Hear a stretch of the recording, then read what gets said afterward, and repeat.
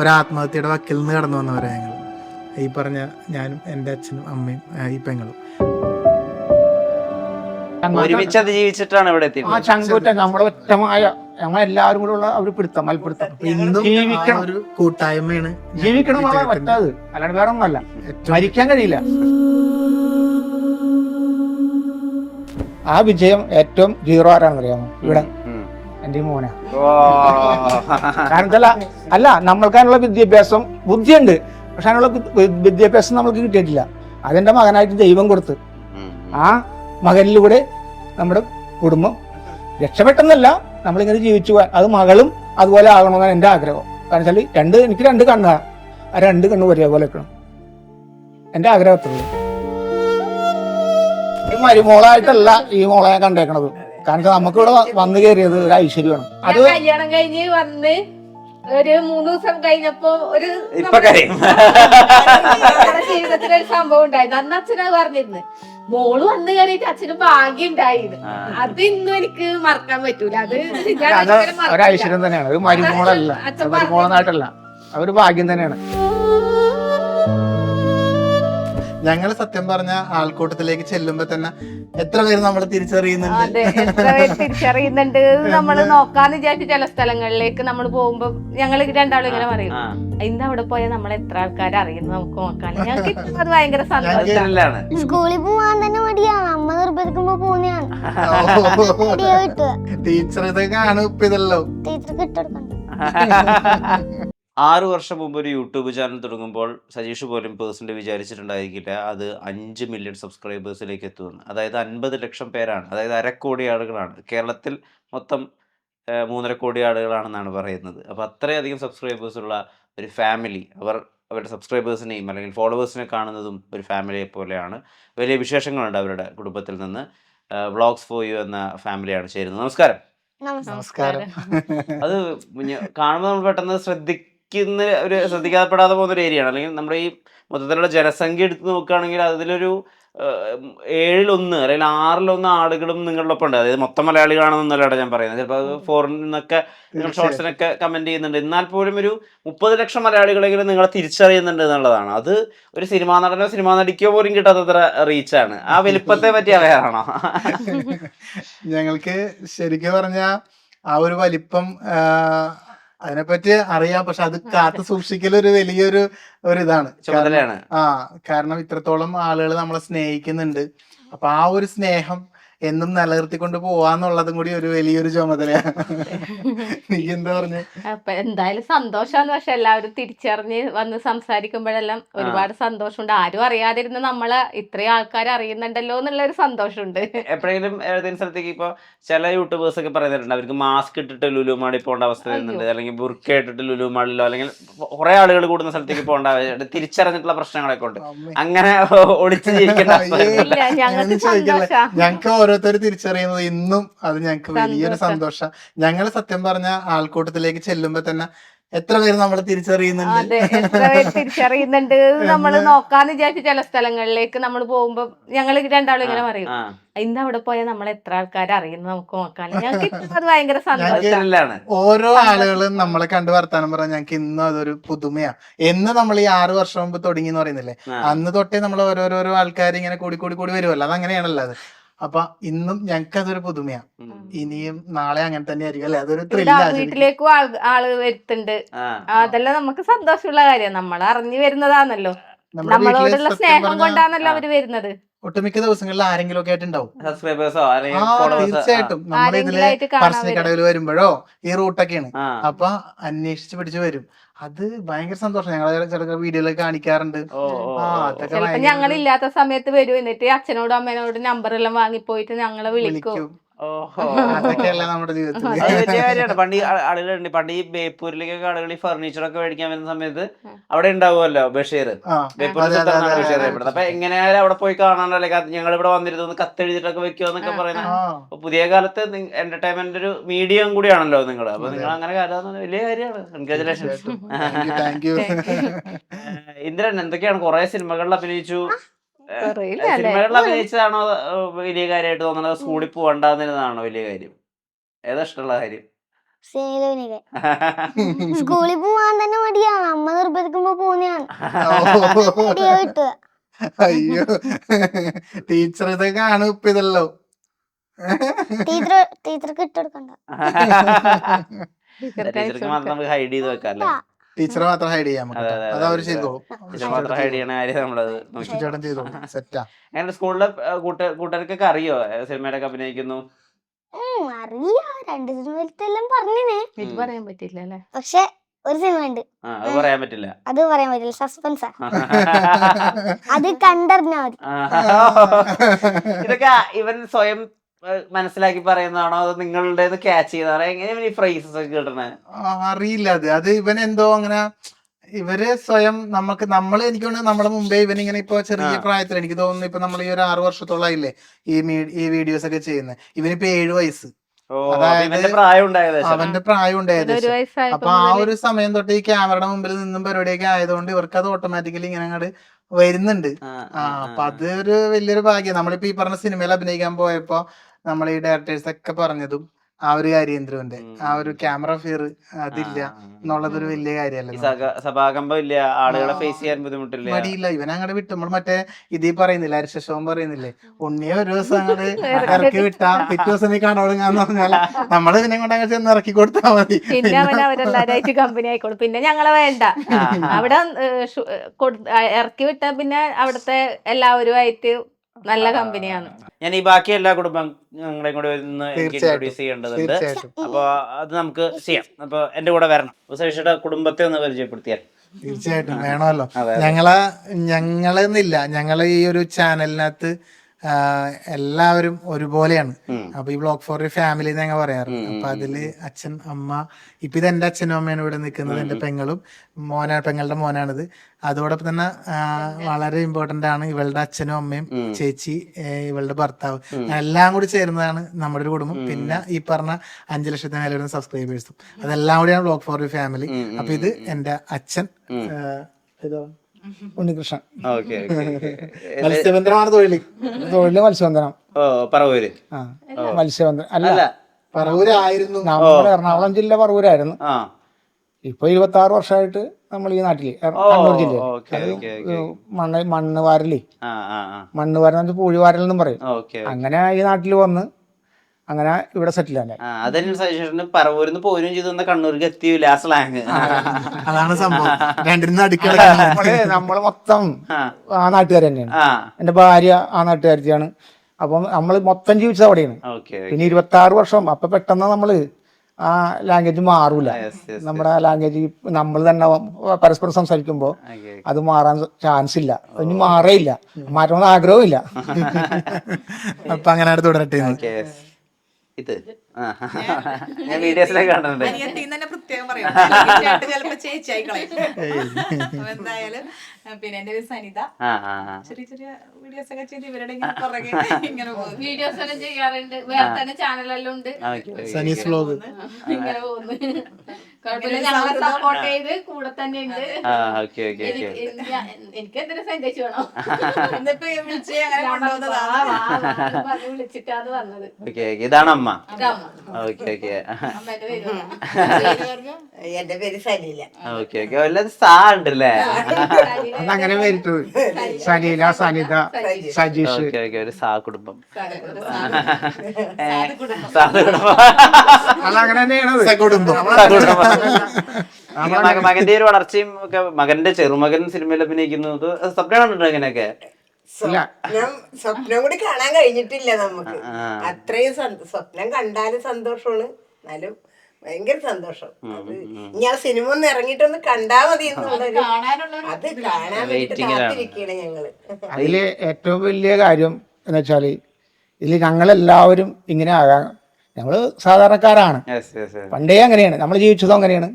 ഇപ്പൊ ഈ സുപ്രഭാതത്തില് നമ്മൾ ഇങ്ങനെ ആയി. പക്ഷെ അത് ആ വിജയം ഏറ്റവും 0 ആരാണെന്ന് അറിയാമോ? ഇവിടെ എന്റെ മോനാ. കാരണം അല്ല, നമ്മൾക്ക് അതിനുള്ള വിദ്യാഭ്യാസം ബുദ്ധിയുണ്ട്, പക്ഷെ അതിനുള്ള വിദ്യാഭ്യാസം നമ്മൾക്ക് കിട്ടിയിട്ടില്ല. അതെന്റെ മകനായിട്ട് ദൈവം കൊടുത്ത് ആ മകനിലൂടെ നമ്മുടെ കുടുംബം രക്ഷപ്പെട്ടെന്നല്ല, നമ്മളിങ്ങനെ ജീവിച്ചു പോകാൻ, അത് മകളും അതുപോലെ ആകണമെന്നാണ് എൻ്റെ ആഗ്രഹം. കാരണം വെച്ചാൽ എനിക്ക് 2 കണ്ണാണ്.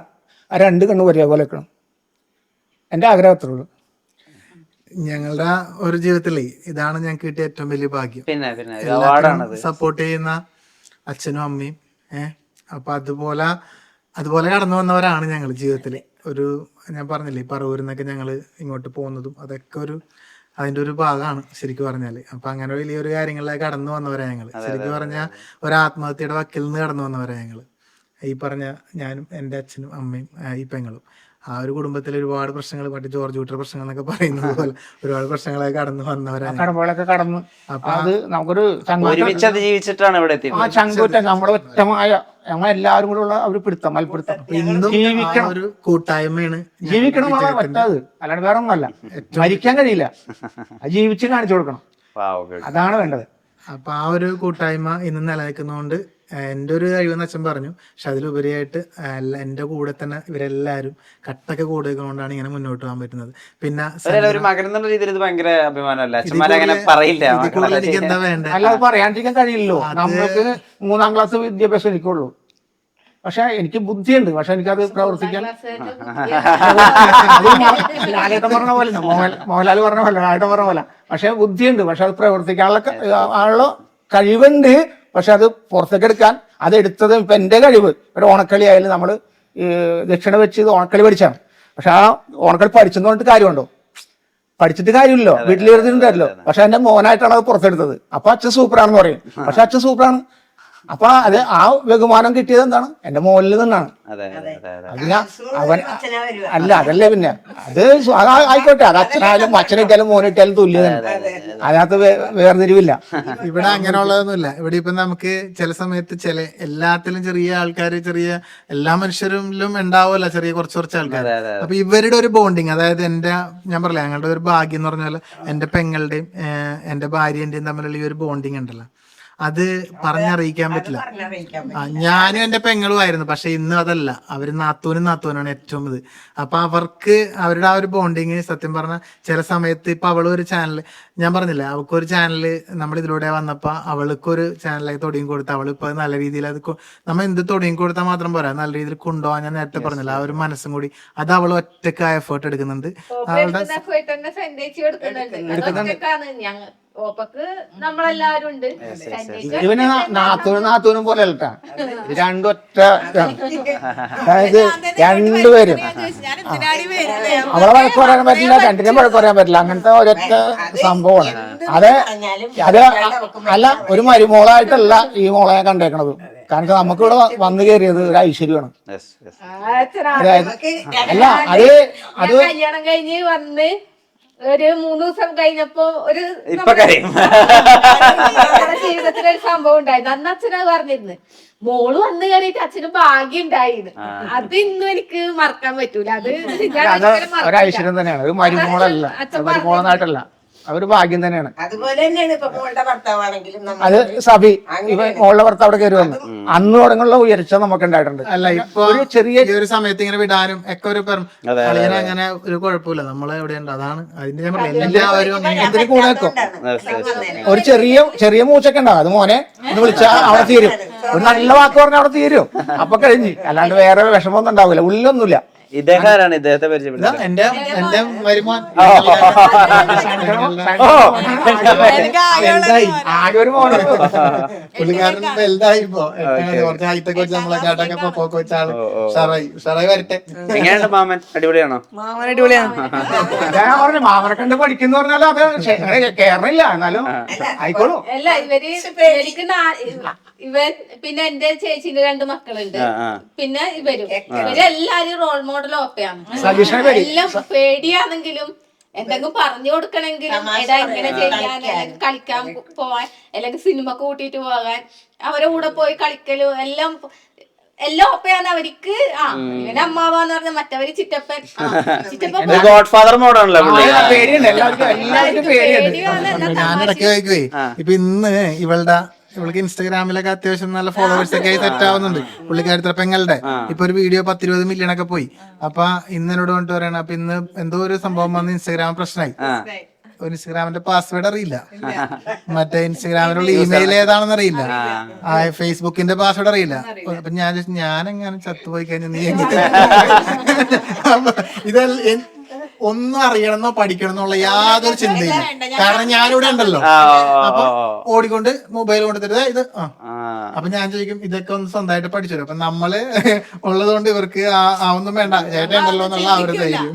നമ്മുടെ മൈൻഡിലേ ഇല്ല. എന്താണ് ദുർഗയുടെ അവസ്ഥ? എന്റെ അവസ്ഥ ഒന്നുമില്ല. വിഷ്ണു ചേട്ടാ, ഒരു കാര്യമുണ്ട്. ഈ അച്ഛനോട് പറഞ്ഞാ മതി, സിനിമയിൽ അഭിനയിക്കുമ്പോ കളിപ്പാട്ടം മേടിച്ചു തരാൻ പറയണം. കേട്ടാ? അതല്ല അച്ഛൻ, ബെറ്റ് മറ്റേ അച്ഛന് ഇങ്ങനെ നല്ലതുണ്ടെങ്കിൽ നല്ലായിട്ട് ഇങ്ങനെ അഭിനയിച്ച കളിപ്പാട്ടം മേടിച്ചു തരുന്ന പറഞ്ഞു. അതുകൊണ്ട് ഇത് ഞാനും ഇവനും തമ്മിലുള്ള ഒരു ഡീലാണ്. അപ്പൊ ഇവിടുന്ന് പോകുമ്പോ ഓക്കെ ആയിരിക്കും. സിനിമ കിട്ടിയിരുന്നെങ്കിൽ ഇവിടുന്ന് പോകുമ്പോ ആ സിനിമയിൽ അഭിനയിച്ചു കഴിഞ്ഞാൽ ഒരു കളിപ്പാട്ടം മസ്റ്റാ. അത് വാങ്ങാണ്ട് തിരിച്ച് വീട്ടിലോട്ട് കയറാൻ പറ്റില്ല. പ്രതിഫലം ഉണ്ടല്ലോ എല്ലാ പടത്തിലും. അത് പ്രതിഫലം മുൻകൂട്ടി വാങ്ങും. സിനിമയിൽ നിന്ന് കിട്ടിയോ ഇല്ലേ എന്നുള്ള പൊതിക്ക് പ്രശ്നമൊന്നുമല്ല. പുള്ളിയുടെ പ്രതിഫലം കൃത്യമായിട്ട് കിട്ടിയിരിക്കണം. ഇപ്പൊ ദുർഗയുടെ ടാലൻസ് എന്തൊക്കെയാ ശരിക്കും? പാട്ടല്ലാതെ പാട്ട്, പിന്നെ ഡ്രോയിങ് ചെയ്യും അത്യാവശ്യം, പിന്നെ ക്രാഫ്റ്റിംഗ്. ദുർഗ അത്യാവശ്യം ടാലന്റ് ഉണ്ട്.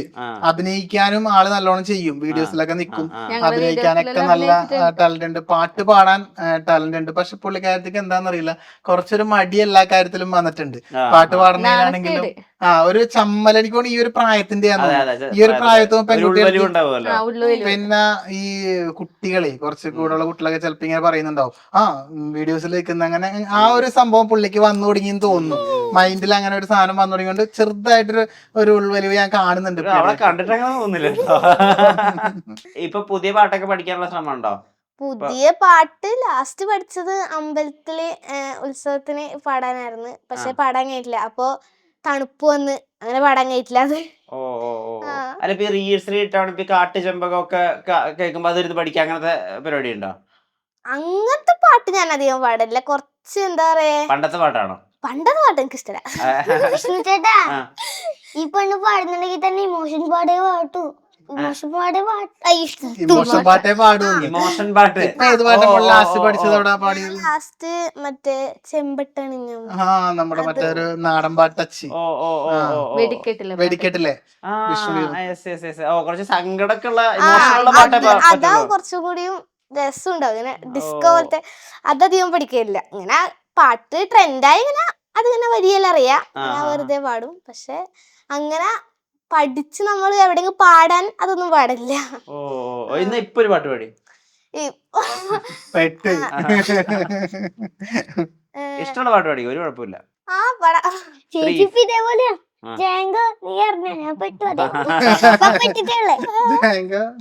ഞാൻ പെട്ടു അല്ലേ? നന്നായി പാടും.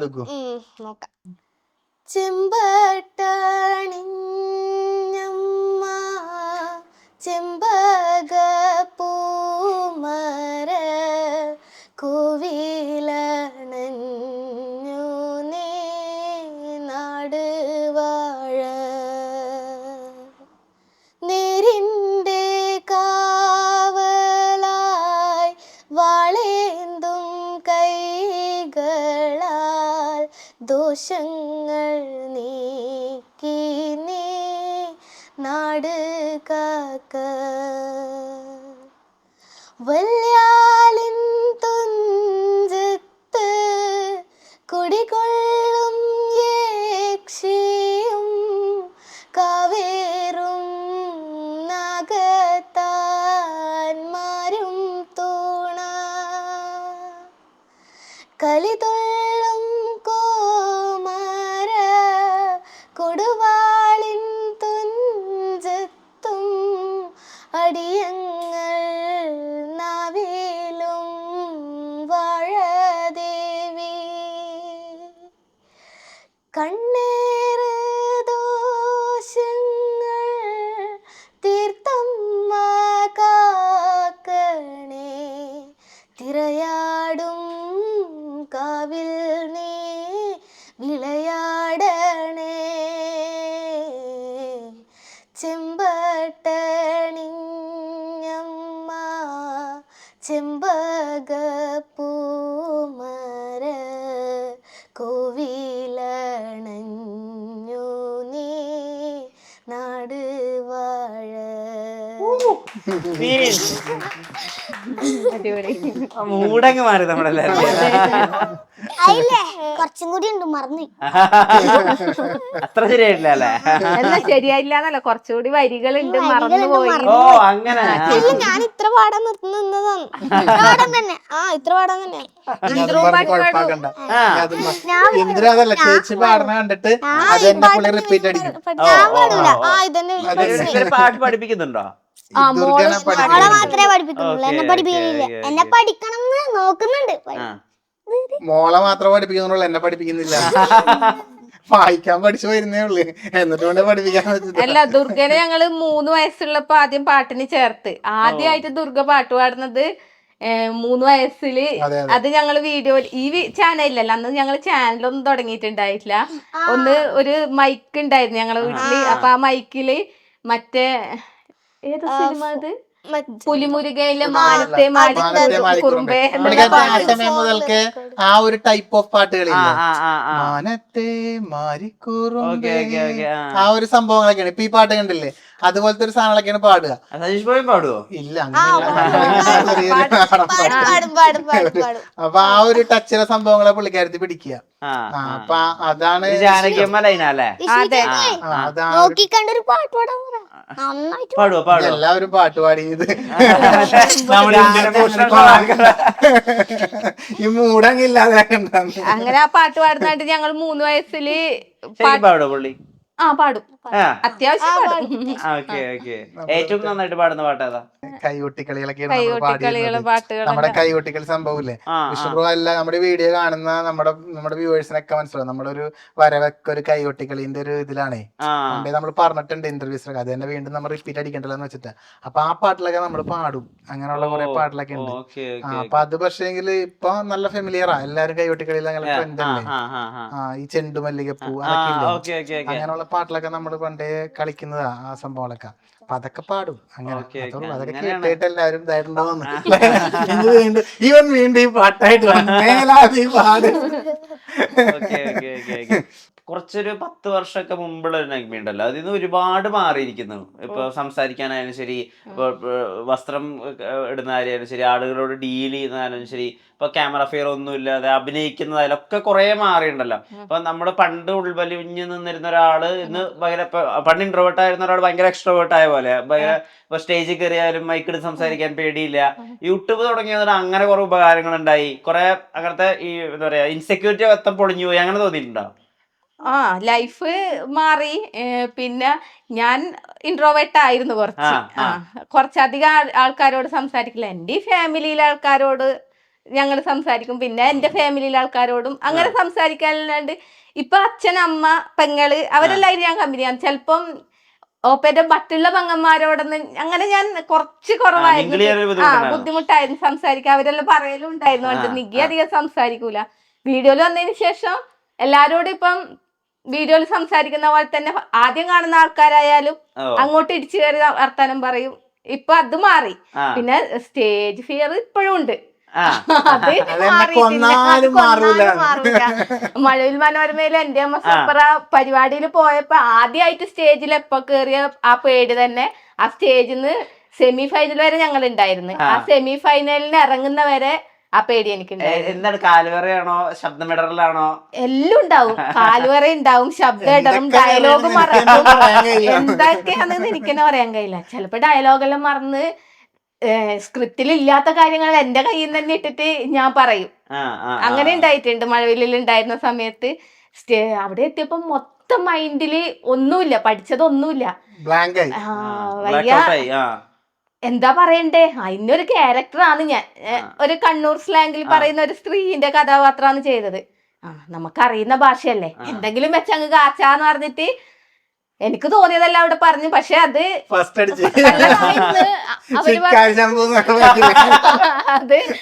മറ്റേ ശിക്കാരി ശംഭുവിന്റെ അവസ്ഥ തന്നെയായിരുന്നു. പക്ഷെ അവര് മാർക്ക് പറഞ്ഞപ്പോ നല്ലതായിരുന്നു, അവർക്ക് ജഡ്ജസ്റ്റിന് എല്ലാവർക്കും നല്ല ഇഷ്ടമായി. അവര് പറഞ്ഞ അടിപൊളിയായിരുന്നു എന്ന് പറഞ്ഞു. അപ്പൊ ഞാൻ പറഞ്ഞു ഞാനിങ്ങനെ ഡയലോഗ് മൊത്തം മറന്നു പോയിട്ടുണ്ടായിരുന്നു, ഞാൻ എന്റെ കയ്യിൽ നിന്ന് എടുത്തിട്ടതാണ്. അപ്പൊ അവര് പറഞ്ഞു ഓ അങ്ങനെയായിരുന്നു, അത് അടിപൊളിയായിരുന്നു എന്ന് പറഞ്ഞു. അത് കുളത്തിൽ വീണപ്പോ കൈട്ടടിച്ച് നീന്തി രക്ഷപ്പെട്ടതാണ്. രക്ഷപ്പെട്ടതാണ്. അങ്ങനെയല്ല ഉണ്ട് ആ പേടി ഇപ്പോഴും.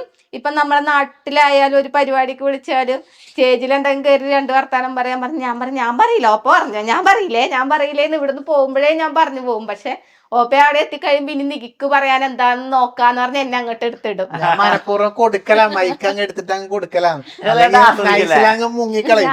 അതുകൊണ്ട് ഞാൻ കൊടുക്കും. അത് കാണുമ്പോ നമുക്ക് ആഹാ.